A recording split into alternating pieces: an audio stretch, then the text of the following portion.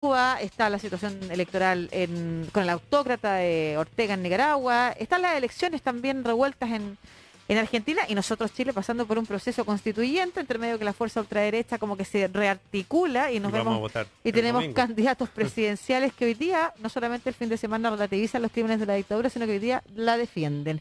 De acuerdo a la CEPAL, América Latina pasa por su peor crisis en 120 años. Además, se encuentra entre la espada y la pared por el conflicto entre Estados Unidos y China. En este contexto, el libro No alineamiento activo y América Latina, una doctrina para el nuevo siglo, propone recuperar el regionalismo latinoamericano y la no alineación con las dos grandes potencias mundiales que manejan la economía global.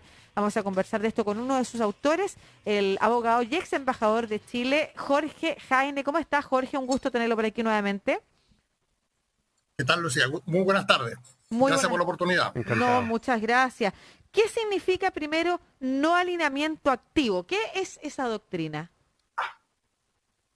Lo que estamos planteando, Lucía, es que, dadas las muy difíciles circunstancias que está viviendo la región, que tú acabas de señalar, con una caída brutal del producto el año pasado, con todo lo que está pasando con la pandemia, y además que nos vemos entre la espada y la pared, entre China y Estados Unidos, América Latina tiene que tomar ciertas posiciones y hacer ciertos planteamientos.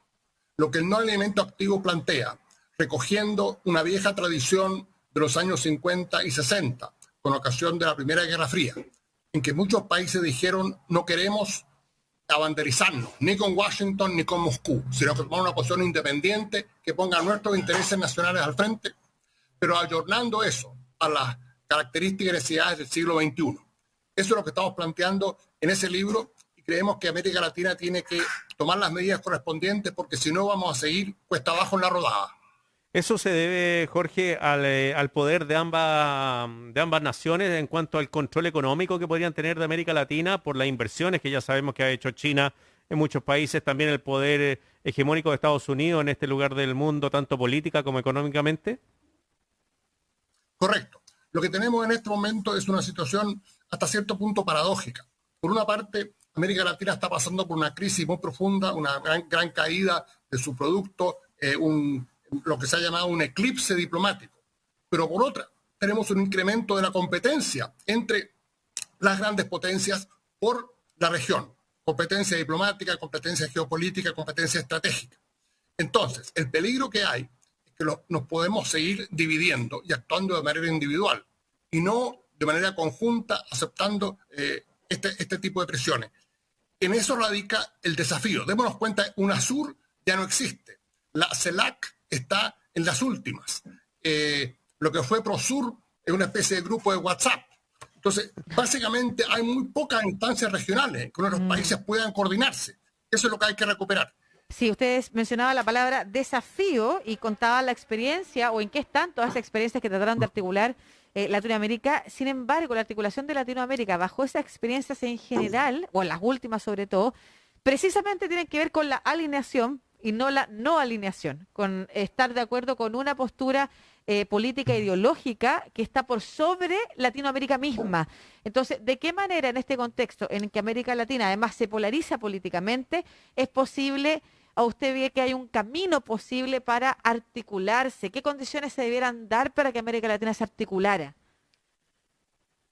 Yo creo que lo que está ocurriendo es que los países, de cualquiera que sea su color político, se están dando cuenta que lo peor que pueden hacer es básicamente, como dirían en España, entregar rabo y oreja a esas presiones. Brasil, por ejemplo, ha estado sometido a fuertes presiones para no aceptar que Huawei participe en la licitación 5G, que es su sistema de telecomunicaciones. Sin embargo, ha concluido que no es lo que le conviene. Lo mismo está pasando en muchos otros países, porque acá el problema que hay es que vamos a ir para atrás.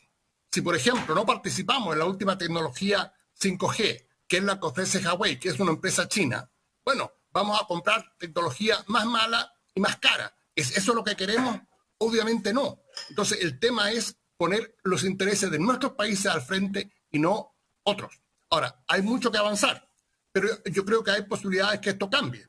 Hay elecciones en Brasil el próximo año, va a haber elecciones en Colombia, bueno, desde luego tenemos elecciones en Chile, nosotros hemos visto cambios en Bolivia, cambios en Perú. Yo creo que soplan nuevos vientos en la región y para ello el no alineamiento activo presenta una excelente alternativa. Jorge, bueno, acá en Chile sabemos el poder que tiene China y desde, bueno, la dictadura de Pinochet fue el primer país que reconoció, por lo menos en América Latina, la dictadura o el gobierno de China. Y bueno, y ahí se han ido acercando los lazos con ese país y es uno de los principales, podríamos decir, inversores de dinero y también tecnología en Chile. ¿Cómo deberíamos tomar esto nosotros? ¿Cómo poder separar este camino junto a China que nos ha llevado durante este último tiempo?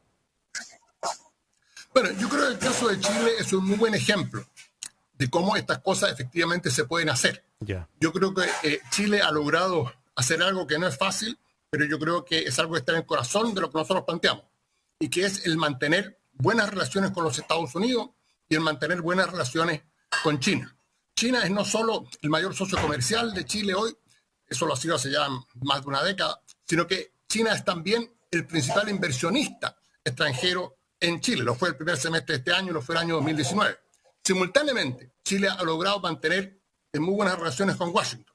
Entonces yo creo que el caso de Chile es un muy buen ejemplo, que no es incompatible tener buenas relaciones tanto con Washington como con Beijing. ¿De qué manera es posible? A mí me llama la atención que usted diga soplan nuevos vientos, cuando nosotros estamos viendo, por ejemplo, una región en la que en las elecciones se está posicionando, afirmando o de alguna manera fortaleciendo una derecha populista radical que, entre otras cosas, en algunos casos también es antiglobalista, en otros no, en otros es más neoliberal, pero tiene algunos caracteres o algunas características nacionalistas. Y en escenarios polarizados políticamente, ¿cómo es posible decir que soplan nuevos vientos? ¿Qué es lo que está viendo usted que nosotros no estamos viendo quizás en la contingencia?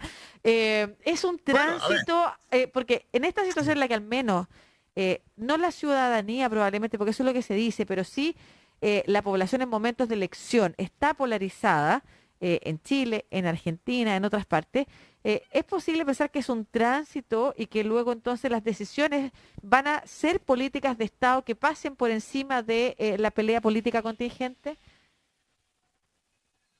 Gran pregunta. Yo creo lo siguiente. Es importante entender que efectivamente hace algunos años hubo un cambio de gobierno de orientación en distintos países de la región. Pero ahora estamos viendo de nuevo una nueva situación, sin ir más lejos en el caso de Brasil. Si las encuestas fueran la próxima semana, en Brasil ganaría Lula.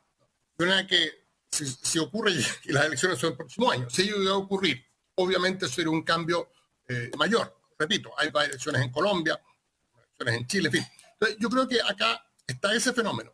Y es cierto lo de la polarización. Pero yo también creo que nos estamos dando cuenta en nuestros países que o cambiamos de conducta o nos va a ir muy mal. El presidente Andrés Manuel López Obrador en México convocó hace un mes y medio una reunión de la CELAC y el espectáculo que se dio fue lamentable, con los presidentes de Uruguay, los presidentes de Paraguay dedicándose a denunciar la presencia del presidente de Venezuela, en vez de preocuparse de los problemas de la región, que son enormes. Estamos en la pelea chica y estamos peleándonos entre nosotros. Si seguimos así, no vamos a ir a ninguna parte. Y de ahí nuestro llamado a revivir el regionalismo y trabajar en los foros multilaterales para volver a posicionar a la región que ha tenido tiempos tanto mejores. ¿Es posible, no sé si competir contra o crear un polo de desarrollo en América Latina? No sé si sería posible, si Estados Unidos lo permitiría, si a China le conviene, si a la Comunidad Europea. No sé si existe también esa posibilidad, como de unirse no solamente en cuanto a política, sino que también a desarrollo tecnológico, desarrollo económico. Bueno, a ver, no, yo creo que es fundamental. O sea, démonos cuenta de lo siguiente. La tendencia en el mundo es a crear entidades regionales. En América del Norte tenemos a Canadá, Estados Unidos y México. En Europa tenemos la Unión Europea. En Asia tenemos ASEAN. En África hay un fuerte movimiento para crear un gran bloque regional. Y América Latina, nosotros creemos que por algún motivo nosotros, países relativamente medianos o pequeños, algunos no muy desarrollados, pueden enfrentar solos este mundo globalizado. ¿Por qué América Latina va a ser la excepción? No tiene ningún sentido. Y lo que estamos viendo, y eso es lo más terrible de todo, según una serie de indicadores, América Latina se está quedando atrás en materia de su internacionalización, en materia de su posicionamiento internacional, incluso respecto de África, que está avanzando mucho más. Entonces, la crisis que tenemos es una crisis muy seria. Déjenme darles solamente una cifra. El año 1970, las exportaciones de América Latina al mundo representaban un 5.4% de todas las exportaciones en el mundo. El año 2020, las exportaciones de América Latina al mundo representan un 5.6%. ¿Qué significa eso? Que en 50 años nos hemos básicamente estancado en términos de cuál es nuestro aporte a las exportaciones mundiales. Si nosotros vemos lo que ha ocurrido en Asia, es una situación completamente distinta. En que países como los países de ASEAN, dejemos a un lado un momento a China, India, que son gigantes y que están en una categoría propia, pero los países de ASEAN, países como Tailandia, como Vietnam, como Camboya, como Laos, han tenido tremendos avances. Y nosotros estamos en la región peleando entre nosotros, cada vez más estancados. Y tenemos que poner fin a esa situación, porque si no, las cosas se van a poner mucho peores. Pero eso sucedió precisamente porque nuestros países han sido bien como dominados precisamente por las potencias. ¿Hay alguna época en la que Latinoamérica sí logró articularse mejor, que pudiera ser un referente para volver a ese punto y de ahí quizás crecer más? ¿Hay mejores épocas en las que América Latina estuvo más articulada con buenos resultados? Bueno, a ver, yo diría en el pasado reciente, recordemos la primera década de este siglo, dio lugar a entidades como UNASUR, dio lugar a entidades como la CELAC. Iniciativas muy interesantes. Se creó algo tan interesante como el Consejo de la Defensa Sudamericano, en el marco de UNASUR. Todas iniciativas que lamentablemente después se vieron frustradas. UNASUR ya no existe. CELAC, como digo, está básicamente en la UTI. Pero estamos hablando de hace 15 años atrás. O sea, no es 10, 15 años atrás. No es un periodo tan lejano en que nuestros países efectivamente jugaron y asumieron un rol importante. Fueron años, recordemos lo siguiente, Brasil ingresó y jugó un papel fundamental en los BRICS, que es una entidad de gran importancia en el mundo de hoy. También lo hizo en la iniciativa IPSA, con Brasil, India y Sudáfrica. Ven que esto no es algo de 100 años atrás, esto es un pasado relativamente reciente. ¿Y qué condiciones se dieron? Perdón, Jorge, ¿y qué condiciones se dieron en esa época para que aquello se produjera? Bueno, yo diría que se conjugaron dos cosas. Por una parte, hubo una época de bonanza en términos del boom de las commodities, de los recursos naturales. Y eso generó recursos y la posibilidad de hacer cosas que no estaba disponible antes. Y se dio también la confluencia de una serie de gobiernos. El gobierno de Lula en Brasil, el gobierno del Frente Amplio en Uruguay.